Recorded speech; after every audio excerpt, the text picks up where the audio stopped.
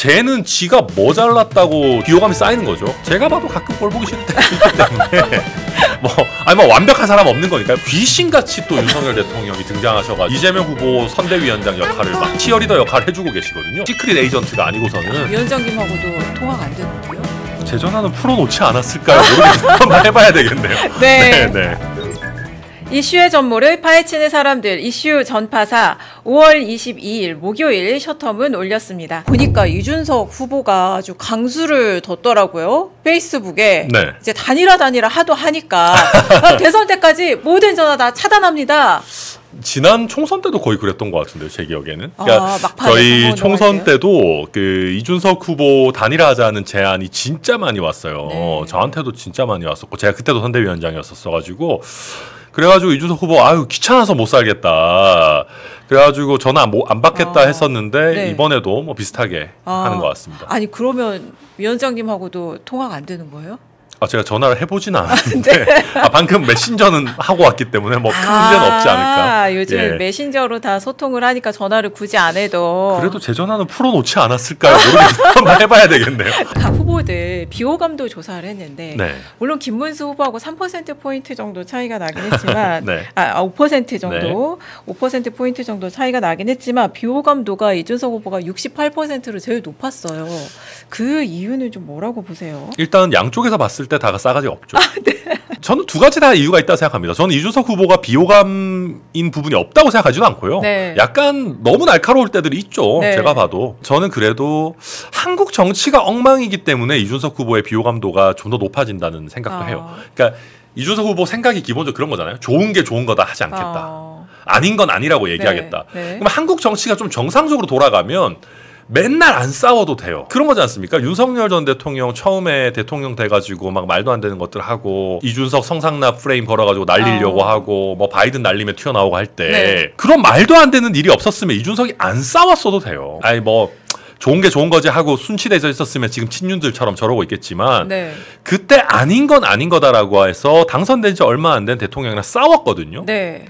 그게 정치적 자산이 된 것도 맞지만 어른들이 봤을 때는 되게 비호감인 거예요.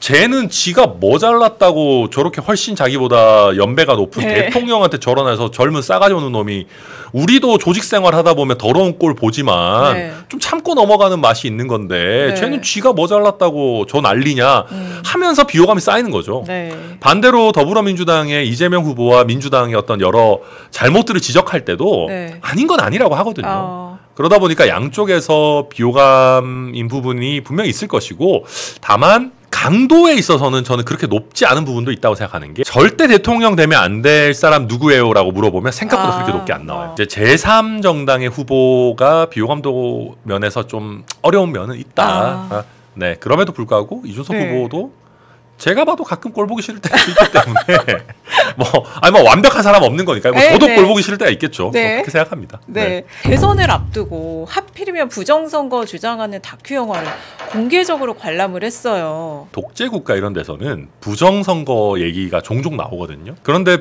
이긴 대통령이 부정선거 얘기하는 경우는 전 세계적으로 아마 찾아보기가 쉽지 않을 거예요. 특히 지난번 지방선거는 국민의힘이 대승을 거뒀잖아요. 네. 그때는 부정선거 왜 안 한 겁니까? 그냥 한두 마디만 섞어봐도 이게 말이 안 된다는 게 나오는데 네. 저는 이걸 보면서 요즘 이재명 후보가 호텔 경제학 네. 저는 그걸 노쇼 경제학이라고 얘기하는데 노쇼가 이슈가 되고 있는데 네. 정작 노쇼를 하셔야 되는 윤석열 대통령은 이렇게 활발하게 활동하고 있는 것 자체가 굉장히 잘못됐다고 보고요. 이거는 정말 우스갯소리입니다만은 저는 전생에 이재명 후보와 윤석열 대통령이 부부였나 아니면 이재명 후보가 어떤 윤석열 대통령에게 덕을 전생에 엄청 쌓았나? 어떻게 이럴 수가 있나? 이렇게까지 도와주나? 비상계엄만 안 일으켰어도 사법적인 절차들이 진행이 돼서 아마 네. 이재명 후보도 같이 퇴출이 되거나 했었을 거라고 저는 생각하고 또 대법원에서도 유죄 취지로 판결했으니까요. 그러고 지금 사실 1차 TV 토론 이후에 여러 지표에서 이재명 후보가 확 꺾이고 이런 건 아니지만 네. 조금 주춤한 것 아니냐라는 평가들이 나오고 있는데 귀신같이 또 윤석열 대통령이 등장하셔가지고 이재명 후보 선대위원장 역할을 막 치어리더 역할을 해주고 계시거든요.